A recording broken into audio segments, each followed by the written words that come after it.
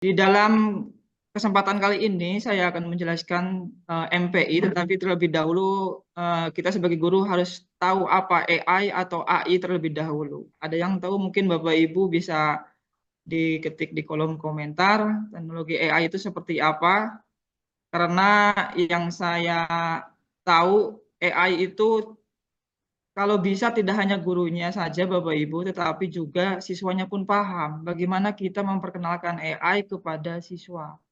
Karena nanti di masa depan mau tidak mau siswa sekarang bisa menjadi agen perubahan dan pasti selalu akan menggunakan AI. Jadi nanti siswa kita akan paham mana yang baik, mana yang kurang baik untuk penggunaan AI di masa depan.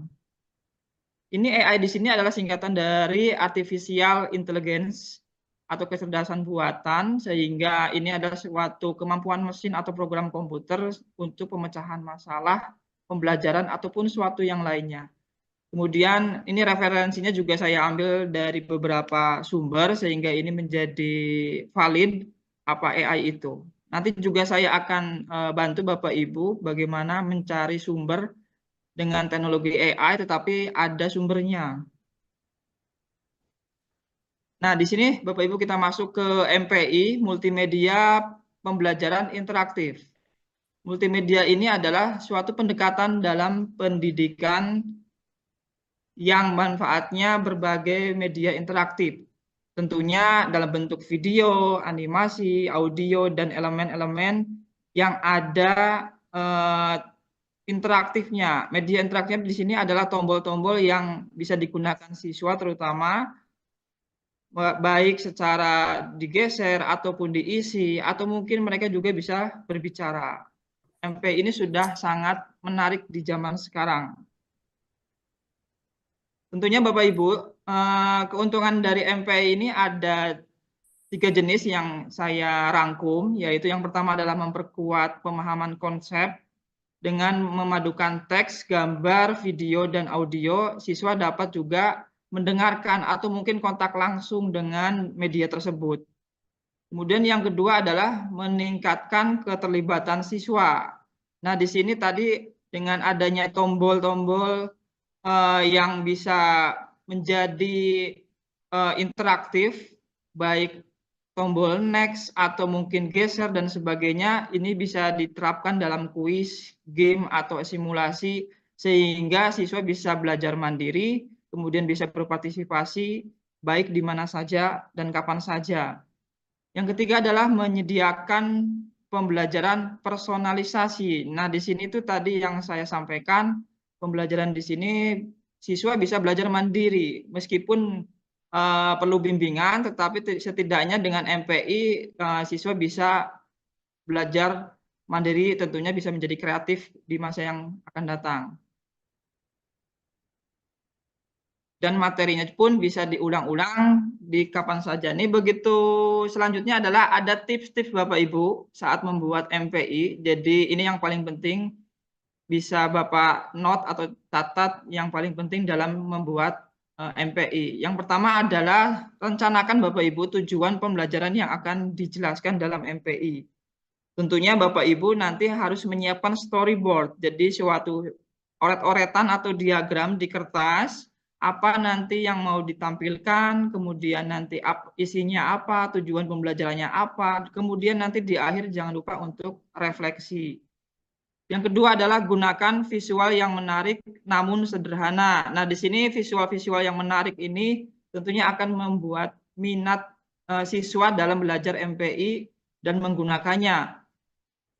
Nah, visual di sini itu tentunya Bapak Ibu untuk level, semua level pastinya berbeda. Yang SD mungkin lebih menawan gambarnya, lebih menarik untuk anak-anak, SD, SMP. Kemudian SMK ini simple tapi mengena, tidak hanya menggunakan gambar-gambar yang lebih banyak. Karena di tingkat tinggi, kalau terlalu banyak gambar, terlalu ramai Bapak Ibu. Itu yang harus diperhatikan. Kemudian sisipkan elemen-elemen interaktif. Nah, elemen di sini adalah tadi tombol-tombol navigasi, baik tombol next, kemudian tombol yang lainnya yang bisa menggeserkan jawaban dalam kuis. Ataupun siswa pun bisa menulis di dalam game tersebut. Nah, di sini juga ada integrasikan multimedia. Jadi Bapak Ibu di MPI itu juga ada video, kemudian ada audio suara dari guru tersebut atau mungkin dari suara input yang lainnya, kemudian tentunya dan teks. Nah, di dalam smart video Bapak Ibu, saya sarankan saat membuat itu jangan dimasukkan ke MPI-nya, tetapi lebih baik link saja Bapak Ibu, link YouTube atau yang lainnya, sehingga nanti MPI-nya itu tidak berat Bapak Ibu saat penggunaan baik secara langsung online maupun offline atau mungkin semi offline atau semi online juga.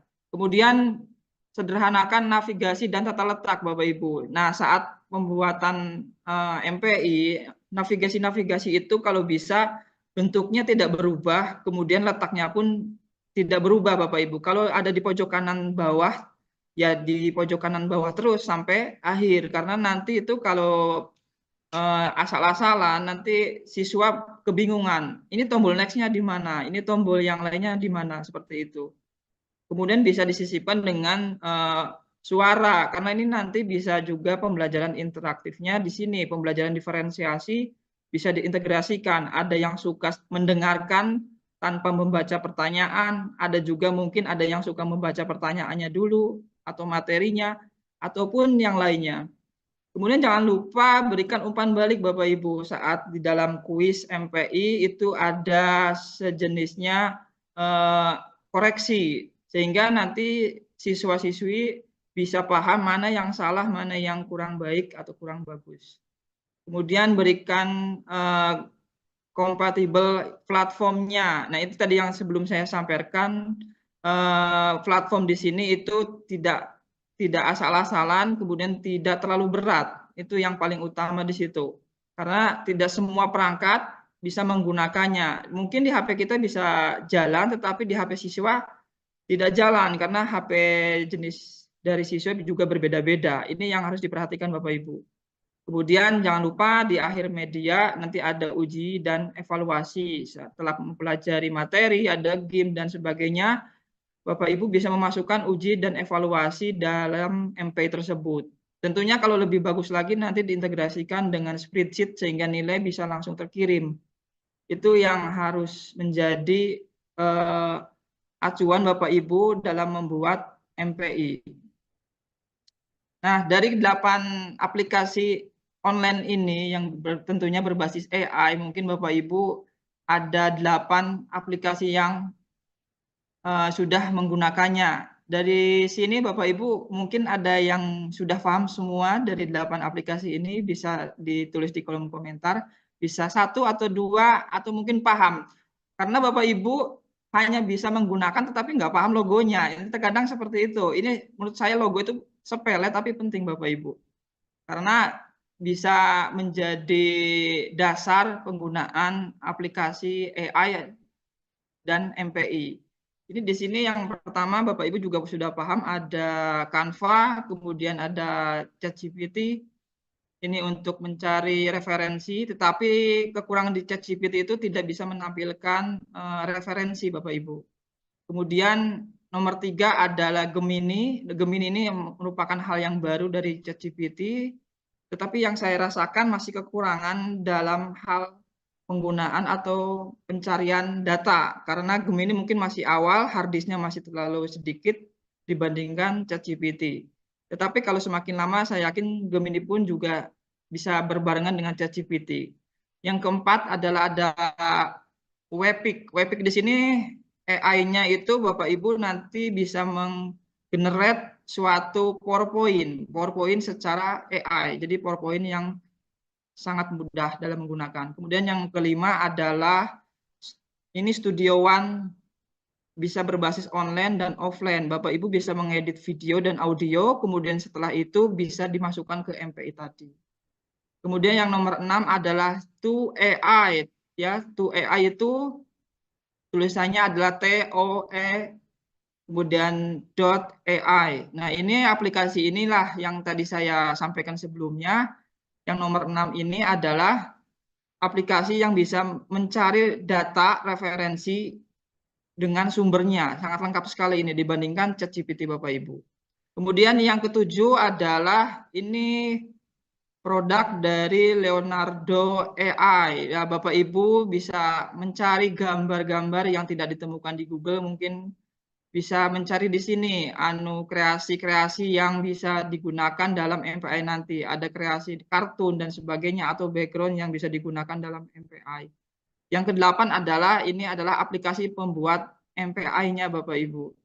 Ini nanti bisa dijelaskan dengan narasumber setelah saya penggunaan articulate storyline, dan yang terbaru ada Lumi. Nah, Lumi di sini lebih ke online Bapak Ibu. Tapi kalau untuk articulate storyline itu bisa offline juga Bapak Ibu. Jadi jangan khawatir jika Bapak Ibu berada di daerah kurang sinyal.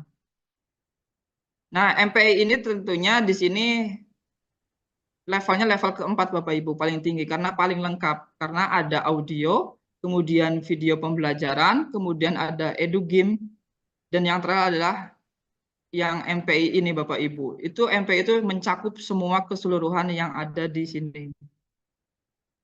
Begini Bapak Ibu, untuk contoh MPI yang saya buat, namanya RIMBA, yaitu Ruang Inovatif Manajemen Belajar Aktif.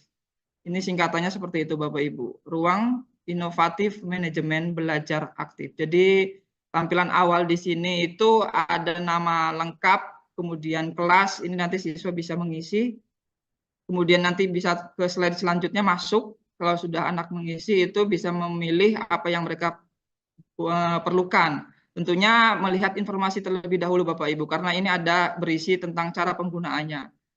Nanti MPI ini linknya saya share-kan di link komentar supaya bisa dipelajari sebagai inspirasi dari Bapak Ibu untuk membuat MPI. Kemudian ini untuk sesi latihannya juga ada seperti ini, ada drag, kemudian tombolnya juga keluar dengan gambar-gambar. Nanti kalau salah keluarnya seperti apa, ada suara dan sebagainya. Dan yang paling penting adalah di setiap suatu aplikasi Bapak Ibu jangan lupa untuk memasukkan referensi Bapak Ibu, karena ini sangat penting sekali. Itu kita sebagai dasar kita membuat MPI itu. Ini MPI yang saya share-kan di pebatik kali ini, dan Bapak Ibu bisa screenshot mungkin dari scan me ini, linknya juga nanti saya share-kan juga di grup. Dan alhamdulillah Bapak Ibu, link MPI ini saya sudah mendapatkan tanggapan sangat luar biasa. Ini Bapak Ibu ada 1.500 yang dilihat dalam bukti karya PMM Bapak Ibu. Bapak Ibu bisa mencarinya di hasil pencarian bukti PMM dengan kata kunci rimba Bapak Ibu. Ini alhamdulillah ini saya terbanyak di sini 1.500 dilihat. Nah, ini untuk praktiknya nanti bukan malah melanjutkan dari saya, tetapi ini saya Bapak Ibu bisa screenshot ataupun link yang saya siapkan. Di dalam praktik tentunya tadi ada storyboard, kemudian install aplikasi AS3 dan produk. Nah, nanti ini Bapak Ibu bisa screenshot link scan me ini, sudah saya siapkan aplikasi yang diperlukan di sana Bapak Ibu. Karena MPI ini Bapak Ibu bisa digunakan secara online dan offline. Bapak Ibu bisa tanya nanti ke saya ataupun mungkin narasumber yang lain bagaimana dibuatkan offline-nya. Karena sekolah saya misalnya di daerah kurang sinyal. Karena kebanyakan MPI itu berbasisnya online. Seperti itu, atau hosting yang sudah disiapkan sama gurunya. Cukup sekian mungkin Bapak dari saya. Jika ada pertanyaan nanti bisa di lain waktu. Terima kasih. Assalamualaikum warahmatullahi wabarakatuh.